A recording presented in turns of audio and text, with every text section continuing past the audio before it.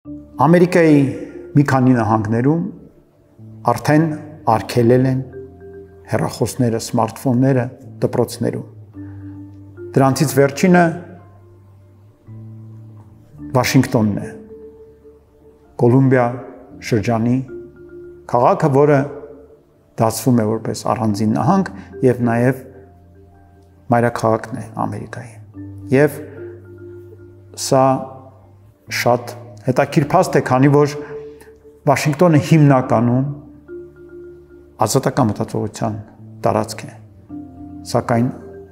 անգամ այդտեղ կրթության ղեկավարները գիտակցել են, որքան մեծ արհավիրք է հեռախոսը երեխայի ձեռքերում դպրոցում։ Եկեք տեսնենք, թե ինչ կարելի անել այս խնդրի հետ, ինչ լուծումներ կան եւ որոնք են միգուցե լավագույն լուծումները։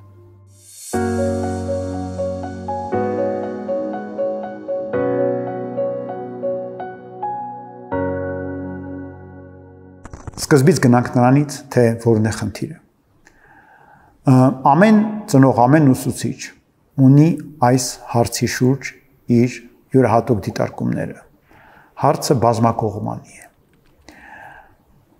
Կան տարբեր պատճառներ, ինչու հեռախոսը կարող է լինել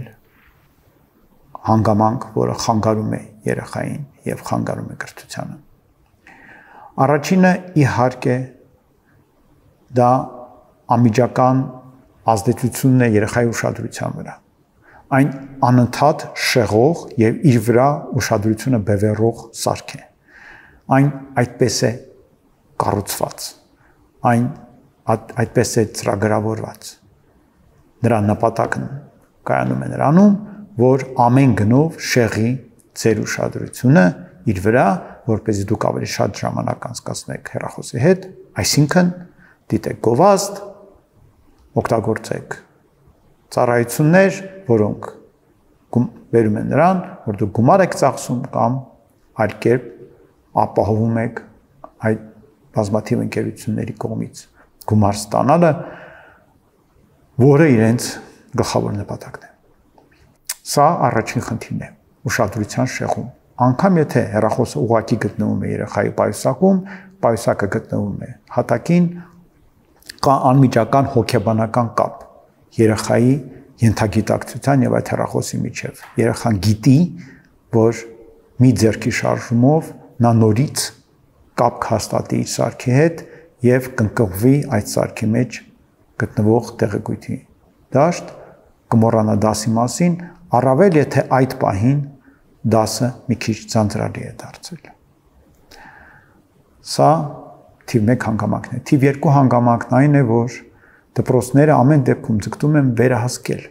թե երեխան ինչ է տեսնում կամ լսում դպրոցում։ Եվ եթե պատերի, խոսակցությունների կամ գործողությունների նկատմամբ ուսուցիչները կարող են ապահովել որոշակի վերահսկողություն, որպեսզի չլինեն բացահայտ վտանգավոր իրադարձություններ, ապա հեռախոսի նկատմամբ որևէ վերահսկողություն անհնարին է։ Մի շարժումով երեխան փակում է հեռախոսը եւ ինչ էլ երեխան արել է 1 վայրկյան առաջ, այլևս հասանելի չէ եւ հնարավոր չէ վերահսկել։ Էլ չեմ ասում, որ տեղեկույթը, որը երեխան ստանում է հեռախոսից լինելով դպրոցում եւ այն դրթող դեպի գործողությունը դրթող ազդակները, որ նա կարող է ստանալ հեռախոսից, անվերահսկելի են եւ կարող են բազմաթիվ խնդիրներ առաջացնել։ Սա թիվ 2-ն է։ Թիվ 3-ը դա միջանձնային հարաբերությունների վրա ազդեցությունն է, երբ երեխաները դասամիջոցների ժամանակ փոխանշվեն, գտնեն իրար հետ հետաքրքիր ժամանցի ձևաչափեր, խաղան եւ այլն, իրենք ընկղվում են հեռախոսների մեջ ամեն մեկ առանձին իր մասով, իհարկե դա օգնում է խուսափել որոշ տեսակի բարդություններից, որոնք կարող են լինել ընդհարումներ եւ այլն եւ այլն։ Սակայն մյուս կողմից զրկում է երեխաներին սոցիալական հմտություններ զարգացնելու հնարավորությունից։ Եվ դրա հետևանքն նաեւ այն է, որ մենք տեսնում ենք ինչպես է դժվարանում այդ նույն երիտասարդների կողմից ընտանիքների ձևավորման գործընթացը, որքան է շատ ավելի դժվար եւ վտանգավոր եզրին հասած շեղումների քանակը միջանձնային հարաբերությունների մեջ, որը բերում է նրան, որ մարդիկ շատ ավելի քիչ են իրար սիրում, շատ ավելի քիչ են իրար նվիրվում եւ այլն։ Դրա հիմքում ընկած է այն, որ իրենք վաղ տարիքից առանձնանում են, կտրվում են մեկը մյուսից եւ նույն տարածքում գտնվելիս փոխարենը շփվեն, փոխարեն իրար հետ լինեն, ամեն մեկը առանձնանում է իր աշխարհում, իր հեռախոսի մեջ։ Սա երրորդ հանգամանքն է, սոցիալական հանգամանքը։ Չորրորդը դա կիբերբուլինգն է։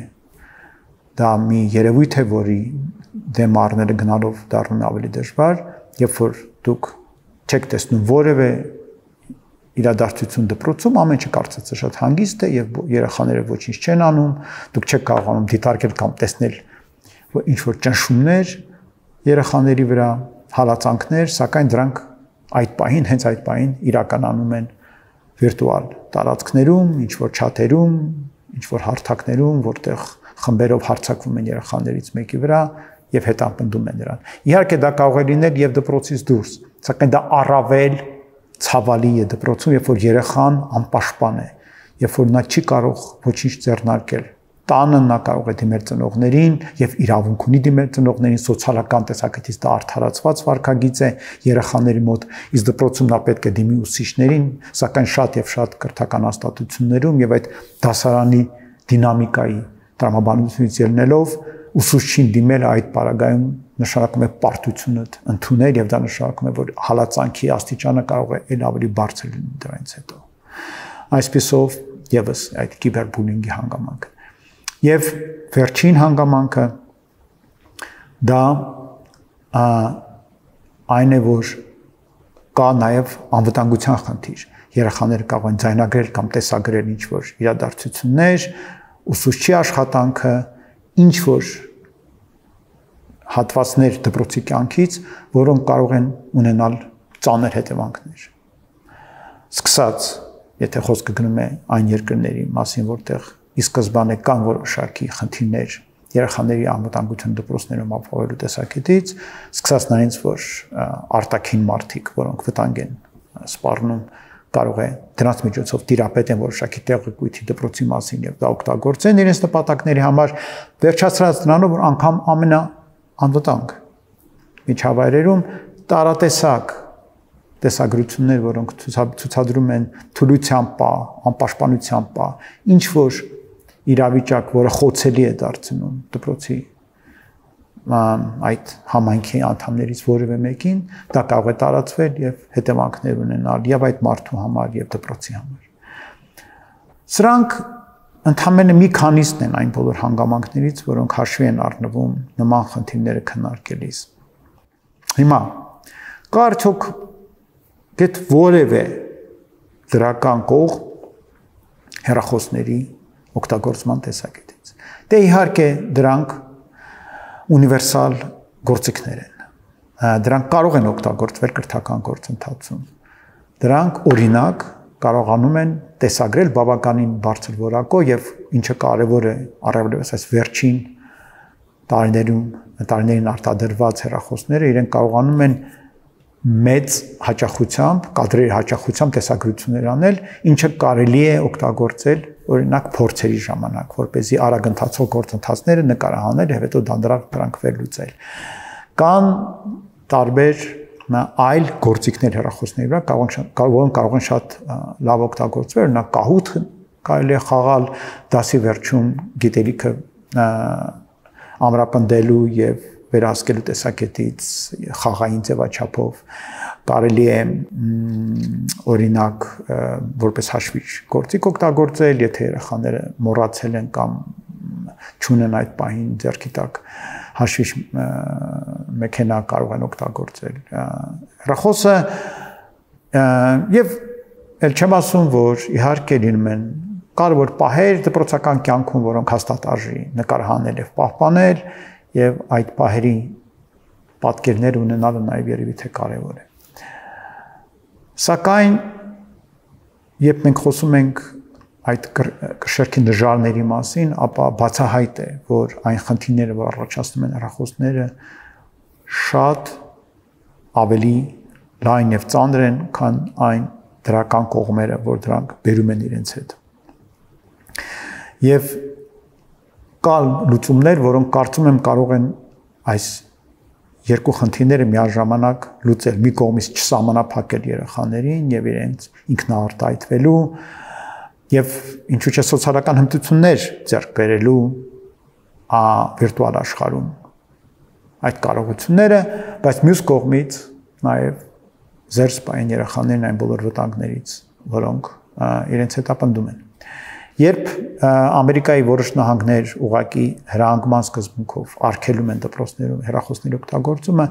դա ինչ-որ առումով պարտություն է։ Բնական է, որ երեխաները պայքարելու են այդ արգելքների դեմ եւ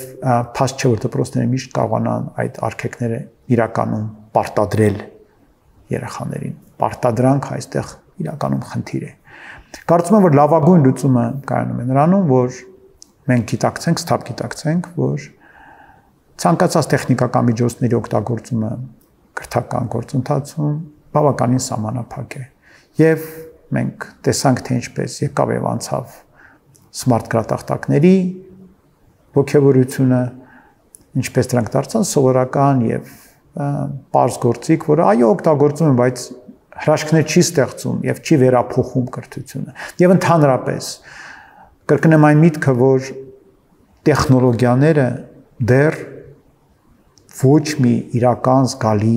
նյութական փոփոխություն չեն բերել կրթական վերջնարդյունքների տեսակետից։ Դրանք թանկ են շատ հաճախ, դրանք ժամանակավոր են, անցողիկ են, 3 գնված համակարգիչը այսօր արդեն պիտանի չէ, սակայն այն ազդեցությունը, որ նրանք պետք է բերեին իրենց հետ, շատ հաճախ գեր գնահատված է։ Հետազոտությունների մեծամասնությունը, ճնշող մեծամասնությունը ցույց չեն տալի որևէ կապ տեխնիկական միջոցների օգտագործման եւ կրթական արդյունքների միջև, իսկ դրանց որոշ մասը անգամ ցույց է տալիս բավականին բացասական կապ։ Իսկ դրական ազդեցությունը շատ կարճ է։ Այո, երեխաները սկզբից ողջևորվում են, հետաքրքրվում են, հետո շատ արագ սովորում են եւ այլևս իրենց համար այդ նոր տեխնոլոգիական միջոցից որևէ ողջևորություն քաղելու ցանկություն ես մոտ չի առաջանում, իրենց համար դա հետաքրքիր չէ։ Իսկ դրա հետ բերած ծախսերը, խնդիրները եւ այլն միայն կուտակվում են։ Այնպես որ եկեք հասկանանք, որ տեխնիկական միջոցների կիրառումը դպրոցում ներառյալ հեռախոսները իրական զգալի արդյունավետություն չի բերում կրթության տեսակետից, բայց մեծ վնասներ է իր հետ բերում։ Այսինքն, ո՞րն է լուծումը։ Լուծումն այն է, որ երեխաները դա գիտակցեն եւ համամասնակցեն որոշումների կայացմանը, որովհետեւ դա լինի ոչ թե պարտադրանք, այլ մի ինչ-որ մոդել, վարքային մոդել, որը հաշվի է առնում այն, որ երեխաները պետք է սովորեն կառավարեն իրենց կախվածությունը հեռախոսներից, պետք է սովորեն դրանց արդյունավետ օգտագործել, պետք է սովորեն սոցիալական ցանցերում եւ տարբեր հարթակներում ճիշտ վարքագիծ ցուցաբերել, պետք է սովորեն ճիշտ ժամանակին օգտագործել եւ ամենակարևորը պետք է դպրոցում հիմնականում հեռախոսներ չօգտագործեն, այսինքն դրանք պետք է լինեն մի տեղ դրված, պահվեն եւ երեխաները այն ժամանակը անցկացնեն շփվելով, խաղալով, իրար հետ լինելով,